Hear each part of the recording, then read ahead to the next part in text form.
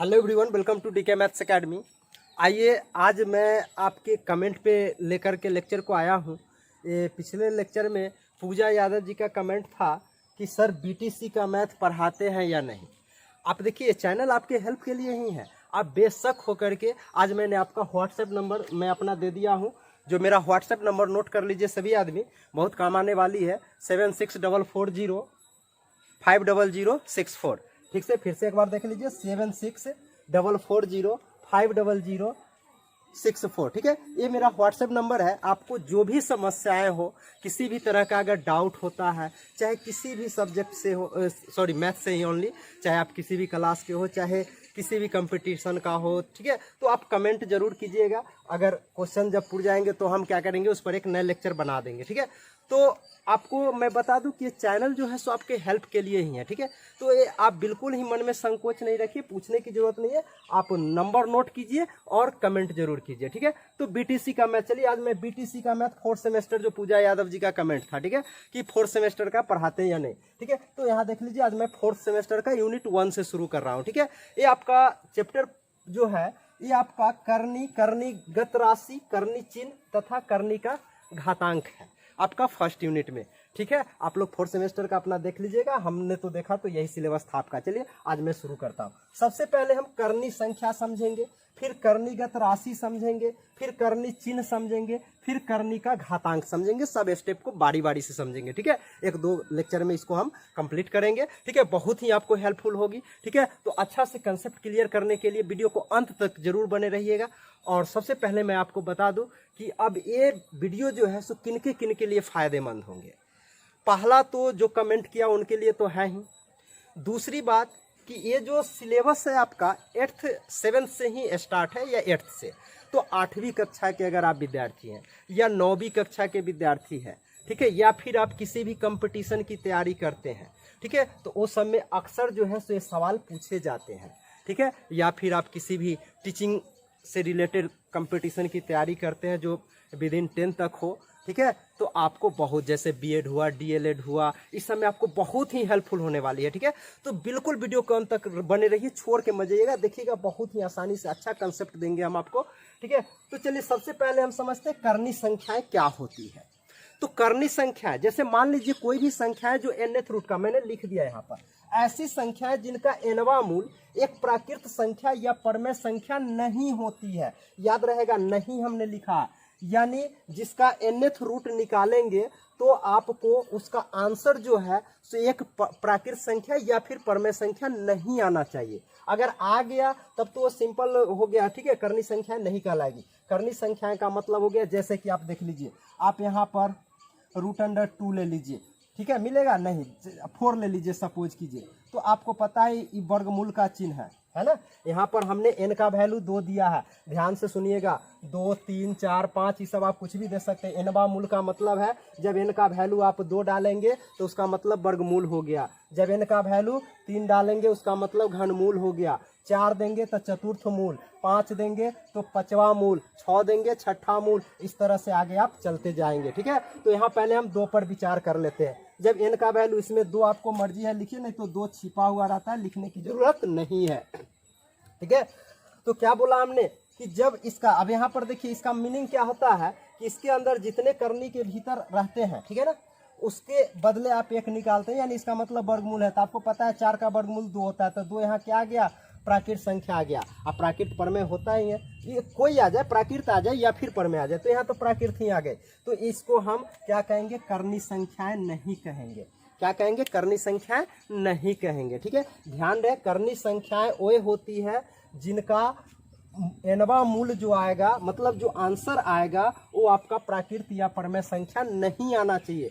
जैसे सपोज कर लीजिए 2 का वर्गमूल, आपको पता है यह क्या होता है, अपरमेय संख्या होती है। √2 क्या होती है, अपरमेय संख्या होती है, आप पढ़े हुईएगा। तो यहाँ पर आपको कुछ नहीं तो 2 छिपा हुआ है, ठीक है ना, तो 2 का वर्गमूल नहीं निकल पाता है एग्जैक्ट। ठीक है, ये प्राकृत में या परमेय संख्या में। ठीक है, इसका वर्गमूल अगर निकालिएगा तो 1.41 करके आता है, यानी अपरमेय आता है। आपको प्राकृत संख्या या परमेय संख्या में इसका आंसर नहीं आता है, इसीलिए एक करनी संख्याएं हुई और ये करनी संख्याएं नहीं हुई। आई होप कि आपको ये समझ में आ गई होगी कि कौन करनी संख्याएं होगी और कौन करनी संख्याएं नहीं होगी। ठीक है ना, तो देखिए सबसे पहले क्या कहे, आप सिंपली शॉर्ट में समझ रखिए कि कर्णी संख्याएं का मतलब है कि जिससे अगर इस सिंबल रूट का चिन्ह हट गया ना तो कर्णी संख्याएं नहीं है, ठीक है। और जिसमें रूट का सिंबल रह गया, जैसे इसको आप सरल करेंगे तो रूट तो हटेगा नहीं, अब परमेय में आ जाएगा ना, यानी परमेय संख्या तक नहीं आएगा, तो इसीलिए क्या है कर्णी संख्या है। ठीक उसी तरह से मान लेते हैं इसके अंदर आपको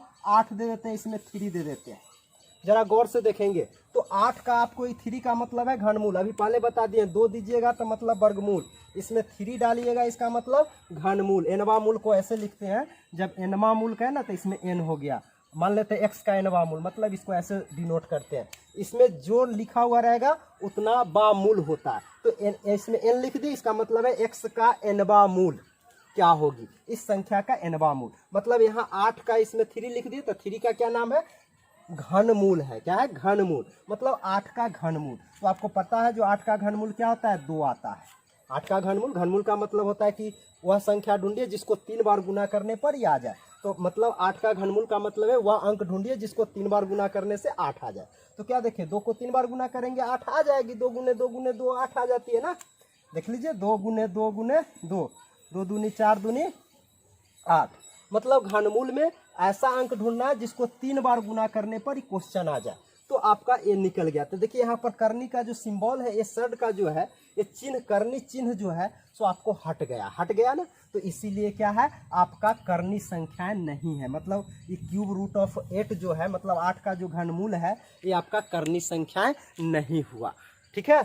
उसी तरह से अगर आपको हम कह दे कि 10 का घनमूल बताइए, तो बताइए, हम कहेंगे ऐसा प्राकृत या परमेय संख्या बताइए जिसको, ध्यान दें प्राकृत या परमेय में ही विचार करना, जिसको 3 बार गुना करने पर 10 है, तो आपको ऐसा कोई भी प्राकृत या परमेय संख्या नहीं मिलेगा जिसका घनमूल यानी 10 का घनमूल आपको प्राकृत या परमेय संख्या में नहीं आएगी, ठीक है। तो इसको हम क्या कहेंगे, ये जो है सो आपका ये जो है सो आपका कर्णी संख्या है। ये क्या है, कर्णी संख्या है। तो कर्णी संख्या का क्या कंसेप्ट मिला कि जिससे ये सिंबल कर्णी चिन्ह अगर हट गया सरल करने पर, तो वो आपका क्या है, कर्णी संख्या नहीं हुआ। अगर हल करने के बाद भी ये रूट का जो सिंबल है, ठीक है ना, मतलब कर्णी का जो चिन्ह है वो अगर नहीं हटता है, तब उसको हम क्या कहेंगे, कर्णी संख्याएं कहेंगे, ठीक है। तो चलिए अब हम आते हैं नेक्स्ट कर्णीगत राशि को समझते हैं। क्या कर्णीगत राशि क्या होती है उसको अब हम लोग समझते हैं, ठीक है। आइए अब देखते हैं कर्णीगत राशि, कर्णी चिन्ह और कर्णी का घातांक, जो रेस्ट टॉपिक बचेगा सबको एक समझ लेते हैं, ठीक है। तो सपोज कीजिए अभी हमने बताया कि रूट के सिंबल अगर रह जाता है तो कर्णी संख्या होती है, लेकिन ध्यान दें उसका जो आंसर आएगा, जो मूल निकलेगा वो क्या होना चाहिए, एक प्राकृत संख्या या परमेय संख्या नहीं होना चाहिए।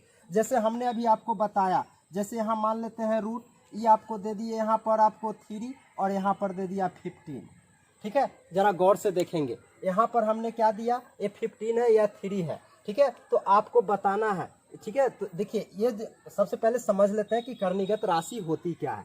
तो यदि संख्या इस रूप का, मतलब x का nth रूट बताए थे, कर्णी के भीतर जो लिखा हुआ रहता है उसको उतनावा मूल कहते हैं, जैसे n लिखा हुआ है इसका मतलब x का nवा मूल, ठीक है। एक कर्णी संख्या हो, मान लिया कि ये क्या है, एक कर्णी संख्या है, तब हम लोग x को, मतलब जिसका मूल निकालना है, तो x को क्या कहते हैं, यहाँ पे जो रहेगा उसको कर्णीगत राशि कहते हैं। आई कर्णी के भीतर जो n है, मतलब जैवा मूल कहेगा, वो कर्णी का घातांक कहलाता है। और ये जो सिंबल है, ये कर्णी का जो सिंबल है, इसको कर्णी चिन्ह कहते हैं। तीनों आपको समझ में आ गई होगी। तो इस क्वेश्चन में आप बता दीजिए, सबसे पहले आप बताइए कि ये कैसी संख्या है, ठीक है, आपको कर्णी संख्या है कि नहीं है। तो सबसे पहले आप बताइए, 15 का 3 लिख दिए, इसका मतलब क्या है, घनमूल। 3 लिखा है इसके भीतर, इसका मतलब घनमूल। हमने अभी जस्ट पीछे बताया कि अगर 2 लिखा रहे इसमें तो उसका मतलब वर्गमूल समझना है, 3 लिखा हुआ रहे उसका मतलब घनमूल समझना है, 4 लिखा हुआ रहेगा तो चतुर्थ मूल समझना है, 5 रहेगा तो पंचमूल, 6 रहेगा षष्ठ मूल या छठा मूल, इस तरह से आगे, ठीक है। तो 15 का कोई एक ऐसा अंक बताइए प्राकृत में या परिमेय संख्या में जिसको 3 बार गुना करे तो क्या आ जाए, 3 आ जाए।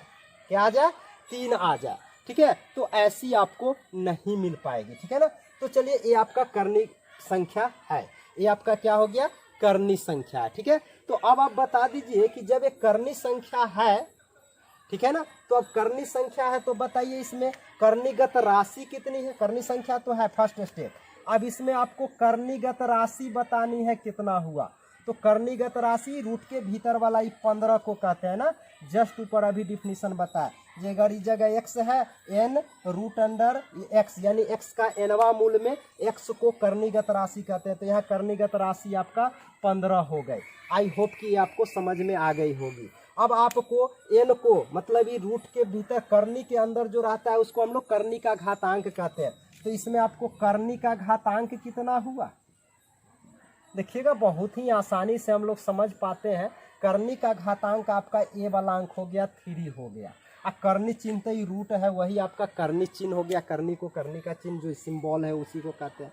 तो आपको आई होप कि आपको कर्णी संख्या है कि नहीं, कर्णीगत राशि क्या होती है, कर्णी चिन्ह समझ में आ गई और कर्णी का घातांक भी पता चल गया। ठीक है, तो ये तीनों आपको अब किसी भी इसी तरह से बता दीजिए। अगर ये आपका दे दिया जाए 16, इसके अंदर आपका दे देते हैं, चलिए आपका 5 दे देते हैं, तो बताइए इसमें कर्णीगत राशि कितनी होगी बताइए। हाँ ठीक ही बोल रहे हैं, कर्णीगत राशि कितना 16। हाँ आपका सही जवाब है। कर्णीगत राशि कितनी मिल गई 16 मिल गई। और कर्णी का घातांक कितना हुआ तो 5 मिल गया।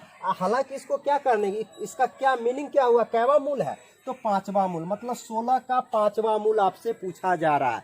क्या है 16 का 5वां मूल आपसे पूछा जा रहा है। तो ये आपका कर्णीगत राशि हो गई 16, 5 जो हो गया सो कर्णी का घातांक हो गई। ठीक है ना, और इस तरह से आपका ये रूट अंडर जो 16 है 5 है, ये आपका क्या हो गया एक कर्णी संख्या हो गई। ठीक है, तो आई होप कि आपको कर्णी, कर्णीगत राशि, कर्णी चिन्ह तथा कर्णी का घातांक आपको अच्छी तरह से समझ में आ गई होगी। ठीक है, अब इसको हम देखते हैं कि घातांक के रूप में कैसे व्यक्त करते हैं।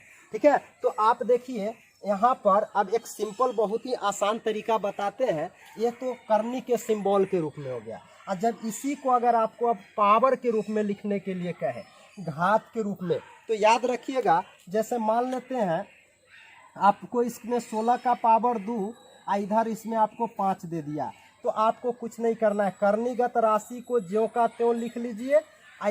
कर्णीगत राशि का जो पावर रहेगा ना, उसी पावर के बटा में कर्णी का जो घातांक है 5 वो चला जाता है। तो आप ये लिखिए या ये लिखिए, दोनों एक ही बात है।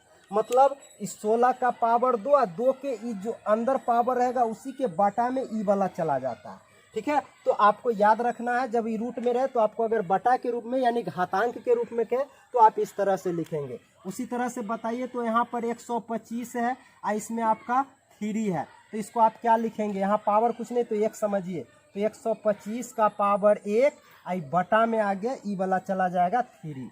ठीक है, ये आपका घातांक हो गया। यहाँ पर कोई अंक नहीं रहे तो आप 1 समझिए पावर में। ठीक है ना, तो क्या देखें आसानी से हम इसको कर पाए। ठीक है, आपको घातांक के रूप में भी बदलना आ गया होगा। इसी तरह से 1-2 सवाल हम आपसे पूछते हैं। बताइए, आपको हम ये दे दिया रूट अंडर, यहाँ पर 225 है और यहाँ पर 2 है।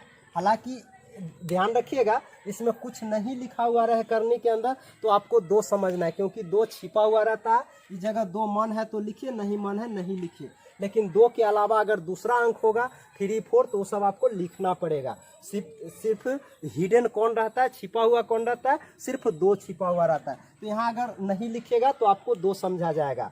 ठीक है, अगर 3 रहे आप नहीं लिखिएगा तो गलत बात है, क्योंकि 3 लिखना चाहिए आपको। ठीक है ना, अगर नहीं लिखते तो वहाँ पर हम 2 समझेंगे, चाहे कोई भी आदमी आपको 2 ही समझेंगे। तो चलिए इसके बता दीजिए। तो आपको पता है 225 इसके पावर में कुछ नहीं तो 1 है यहाँ पर, अब बटा में बोले हैं इसके भीतर वाला मतलब कर्णी का घातांक, तो कर्णी का घातांक यहाँ कुछ नहीं तो 2 छिपा हुआ रहता, मतलब 225 का पावर 1/2 आपका घातांक के रूप में ये क्या हो गया निर्दिष्ट हो गया। ठीक है, तो आई होप कि आपको कर्णी, कर्णीगत राशि, कर्णी चिन्ह तथा कर्णी का घातांक आपको अच्छी तरह से समझ में आया होगा। आज हमने सिर्फ आपको पहचान करवाया है। ठीक है, अब आपसे ठीक है नेक्स्ट लेक्चर में जब हम आते हैं तो आपको इस सब पे आधारित कुछ रूल देंगे जो क्वेश्चन बनाने में बहुत ही हेल्पफुल होगा। ठीक है, करनी का जो आपका सवाल होगा उसके लिए घातांक का जो कुछ नियम है, 2 4 10 ठो नियम है घातांक का, वो कर लीजिएगा। उसके बाद इसका करनी का जो यूनिट 1 का जो भी सवाल होगा आपका 4th सेमेस्टर में आपको अच्छी तरह से बन जाएगा। इसी पर आधारित जो नेक्स्ट लेक्चर होगा वो आपके लिए बहुत ही महत्वपूर्ण होगा, क्योंकि नेक्स्ट लेक्चर जो इसका बनाएंगे उस पर आपका समझिए कि इसका सारा सवाल बन जाएगा आपको।